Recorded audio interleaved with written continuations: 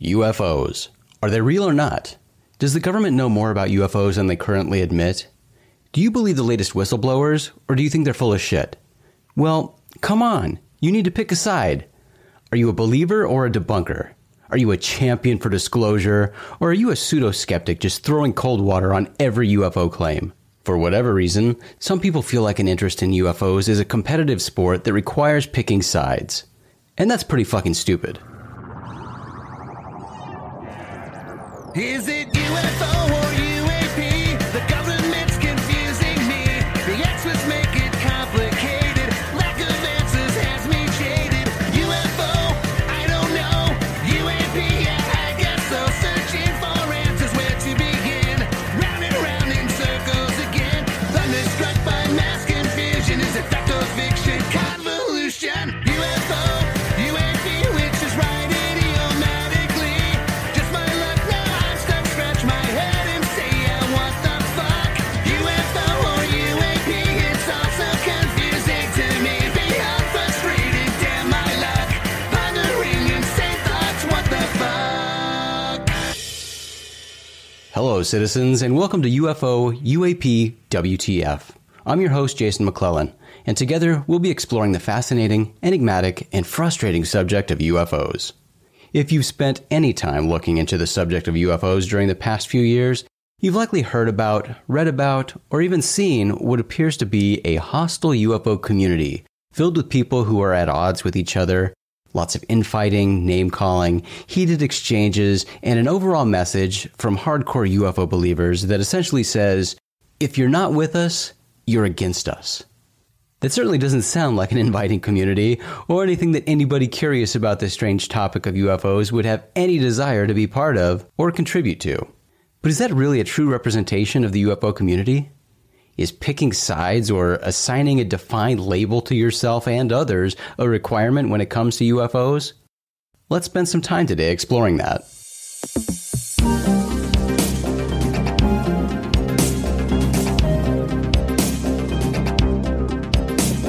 On June 5th, 2023, news site The Debrief published a story about a new UFO whistleblower named David Grush.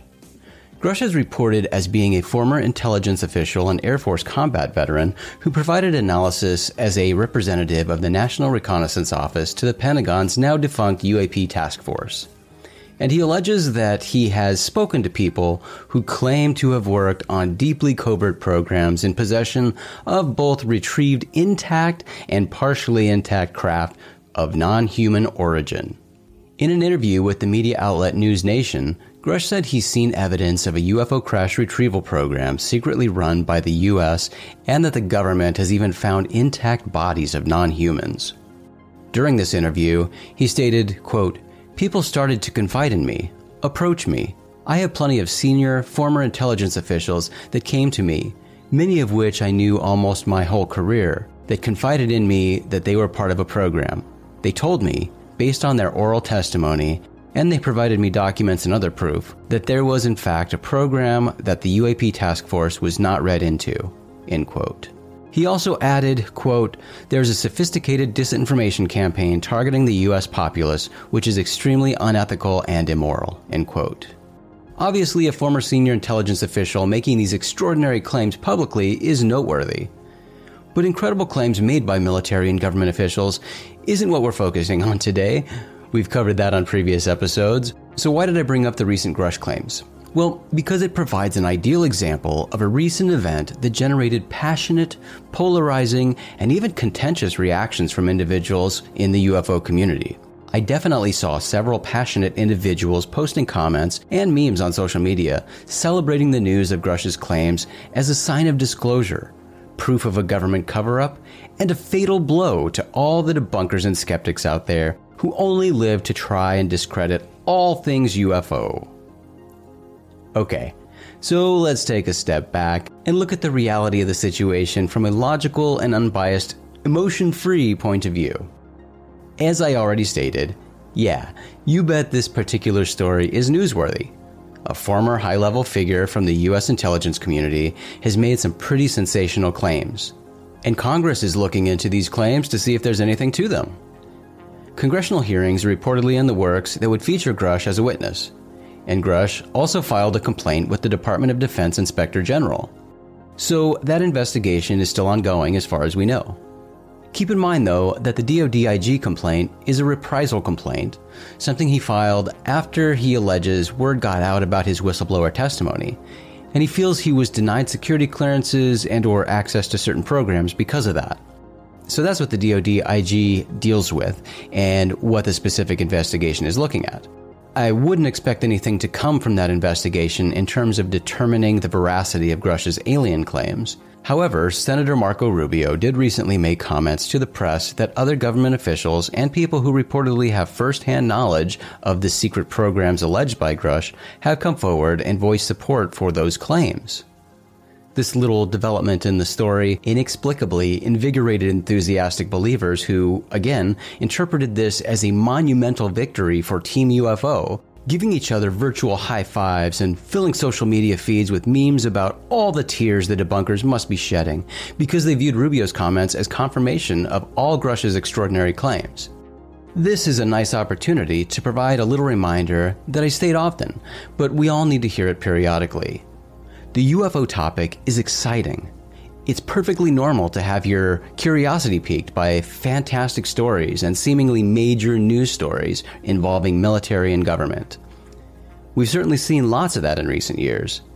But with every UFO story, it's important to keep excitement, emotions, and expectations in check, and really listen to and think about what the story actually says, not reading more into it than is actually there, and not forcing interpretations of the story that fit our personal desires or beliefs. In the case of the Rubio story that has some people celebrating, this is, in my opinion, one of those cases, like so many others, where it's being hyped into something way more than it actually is. Very plainly, Senator Rubio simply offered comments, stating that other whistleblowers have offered testimony about working on alleged UFO crash retrieval programs, and others have voiced support for Dave Grush, both endorsing his character and supporting his incredible claims. That's the story. There's no confirmation of the claims, there's no vindication of anything, and that information is already publicly known. Sure, it means that we'll likely hear more in the future about other government whistleblowers making incredible claims. But that's par for the course, really. It's old hat at this point.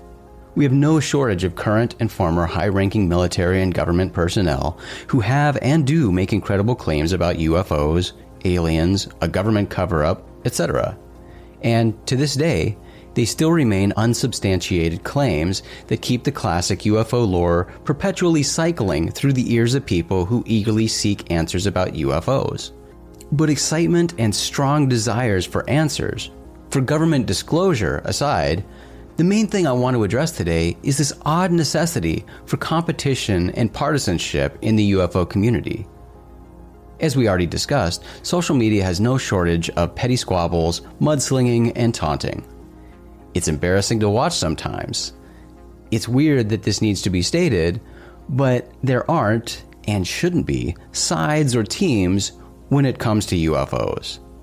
It might be surprising to hear, but very few people believe exactly the same thing when it comes to UFOs. That's a good thing. The search for answers related to UFOs is a personal quest. It's not a religion. There isn't one correct path, one established and authorized narrative that must be followed, one line that must be followed and never questioned. We all have to form our own opinions, our own beliefs. We have to individually weigh evidence as it's presented, determine how we want that evidence to affect our personal beliefs, if at all, and allow our opinions and beliefs to change over time as we entertain and consider new information. Harassment, name-calling, and mudslinging are other behaviors that are confusing, but sadly not surprising to see in the UFO crowd. Complaints of harassment and name-calling is an old trope in the UFO community. A common thing we hear repeated time and time again is how UFO believers face such adversity because of the stigma surrounding the topic of UFOs. They have to endure laughter and mockery because of their beliefs. Yet, what we see today are the same folks pleading for the mitigation of the stigma and ridicule toward UFO believers are turning around and becoming the most visible hurlers of ridicule back at others who don't share their views. People love labels for some reason. There's this need to assign labels to people and put them into groups or categories. Folks who don't support and celebrate every single piece of UFO-related news are labeled skeptics or debunkers. The pseudo-skeptic label is the popular choice these days, as any skepticism raised about any UFO claim is viewed by hardcore UFO believers as insincere. Skepticism has become a bad thing. You're not allowed to question anything, and if you do, you're doing it dishonestly with ulterior motives.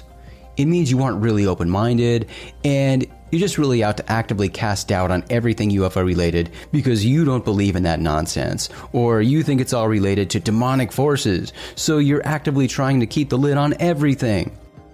Needless to say, it's gotten a little ridiculous. Regarding skeptics, look, skepticism is not only a good thing when it comes to the topic of UFOs or any other strange topic, it's required. If you're genuinely interested in the truth and finding real answers, every claim related to UFOs should be questioned and scrutinized. There's no shortage of sensational stories and claims out there, and when it comes to UFO sightings, 90 to 95% are eventually identified as mundane objects. That means that almost all UFO sightings or stories you hear about aren't anything special. That's a big part of the unsexy, unsatisfying, and frustrating nature of UFOs.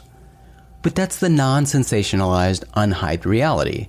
But that detail aside, it's just common sense that when dealing with any topic, especially a mysterious and fringe topic like UFOs, you should question details of stories that are presented. Do your research, weigh all available evidence, keep an open mind, and allow your position to change as new information is presented. The UFO topic has lots of baggage too, and as we've discussed, there's still a public perception that UFO believers in the UFO community are a bit crazy and just a bunch of hopeful believers who blindly follow what their leaders tell them to and are incapable or unwilling to objectively look at evidence and reach rational decisions. It's obviously to the advantage of the UFO community to be extra skeptical, to work hard to identify reported sightings, to expose or highlight bogus claims or flaws related to those claims, and to not hype or draw attention to absolutely every case, story, or mention of the word UFO. Again, the large majority of UFO cases aren't anything extraordinary at all. And when the UFO community celebrates, promotes, and pushes every single UFO story as a major history-making or big win, it dilutes the seriousness of the topic. It's the boy crying wolf. And it makes it that much more difficult for mainstream media and the general public to care when there is a story that merits attention. Skepticism isn't only not a bad thing when it comes to UFOs, it's a requirement. So, what about that label skeptic? Well, again, labels are stupid. And again, everybody seriously interested in UFOs should be a skeptic. And that's probably why the current favorite name to sling at folks who don't champion and celebrate every UFO news story is pseudo-skeptic. This name implies that a person isn't being genuine with his or her skepticism. They're actually just firmly against any and all UFO stories, and they'll do and say anything to try to deflate any claims in an effort to keep people from believing and to sway others to join their anti-UFO mindset. I've got to say, it's pretty ridiculous seeing how many people throw around the pseudo-skeptic label these days. In all my years of studying UFOs and being active in this community, I've only ever encountered a couple of old crotchety guys who I believe were just completely anti-UFO, and no possible evidence ever could change their minds. That's pretty unusual. For the most part, the individuals who appear to be the strongest skeptics when it comes to UFOs are actually the folks who want to believe the most. They want UFOs presented in the best possible way to the general public, and they are truly looking for the truth, no matter where that leads. All the name-calling and labeling is so weird. It's like being back in high school. But it's not all that surprising. This is human behavior, and certainly not limited to the UFO community. You'll see the same issues and same behavior in any community where people are passionate and emotions run high. As with labels, for some reason, people love belonging to groups or teams. Think of religion. Think of professional sports. Think of silly things in pop culture like Star Wars versus Star Trek. And weirdly, politics is a big example of this too. Humans love picking sides, taunting the other side, celebrating victories, and rubbing the other side's face in those victories. This is definitely present in the UFO world too. But that's so dumb, because there are no sides when it comes to UFOs. There is no competition when it comes to UFOs. The only side that should exist is the side looking for the truth. But instead, we have teams who blindly support and essentially worship certain personalities. We have teams whose only apparent connection is a shared hatred for certain individuals. There are teams who only care about disclosure. There are teams only interested in the alleged recovery of non-human technology. There's no shortage of these teams in the UFO community. But again, it's pretty dumb to have teams related to this topic because it isn't a competition. There are no sides. We all have our own individual beliefs. Those beliefs change, and very few people believe exactly the same way about everything related to UFOs. Back to UFO basics. You can't claim to be an objective, unbiased researcher looking for the truth and adopt a blanket position on everything UFO. Every UFO case is different. It has to be viewed independently from other cases. Choosing teams or sides is short-sighted and incongruent with a genuine quest for answers. And despite all the UFO evidence that's allegedly out there, personal belief is still something we all have when it comes to this topic. And that's important to keep in mind when you're following all these stories about various members of Congress or other areas of the government and military making public statements about UFOs. Government officials, military personnel, pilots, police officers, these are still humans. And when we start assigning these folks with superhuman memories, motives, ethics, and honesty, that's a sign that we've tossed logic and objective reasoning out the window, and we're just forcing things to fit our desired narrative. You might remember hearing stories of Pentagon folks being against the Advanced Aerospace Weapons Systems Application Program, also known as OSAP, that reportedly conducted research at the infamous paranormal hotspot in Utah known as Skinwalker Ranch, and cutting funding for the program because they were afraid that the paranormal activity was a sign of demons. Some believe this, yet think it's impossible that Grush, senators, etc. are influenced by personal belief. We're all influenced by personal belief, obviously, and we're all influenced and affected differently by things we encounter. That's why it's pretty dumb to see all the side-picking, team-choosing, name-calling, and general buffoonery that so many folks participate in when it comes to UFOs. Yes, UFOs is a complicated subject. Yes, there are countless rabbit holes you can get distracted by during your UFO research, like crop circles, abductions, cattle mutilations, crash retrievals, and so many more. Everybody has different views on all of those subtopics. But when it comes to UFOs overall, everybody with an interest in UFOs should be on the same team, and that's simply Team UFO. Understand that we're all on our own personal quests. We all don't and won't agree on everything. You don't need to feel threatened by someone else's viewpoint, and you don't need to convert anybody else to your way of thinking, or a way of thinking that others have told you that you need to adopt. So let's do better. Name-calling is childish. Presenting UFOs as some sort of mission with goals, victories, and an endgame is unnecessary and dishonest.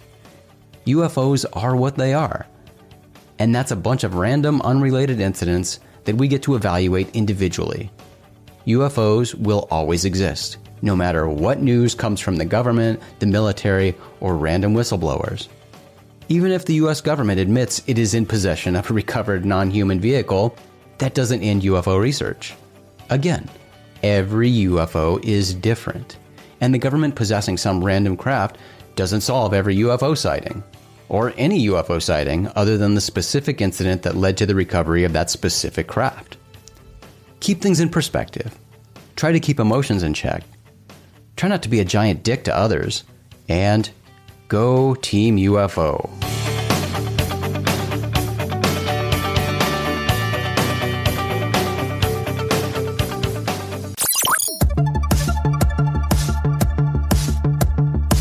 That, my friends, is our brief look at the silly side picking and labeling within the UFO community.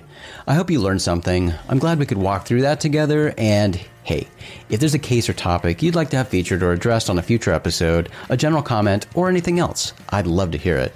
I'm easy to reach. You can always contact me on Twitter at acentric, or shoot me an email at jason@rogueplanet.tv. I'm Jason McClellan. Thanks for hanging out today. Join me next time as we try to figure out together what the f*** is up with these UFOs. UFO.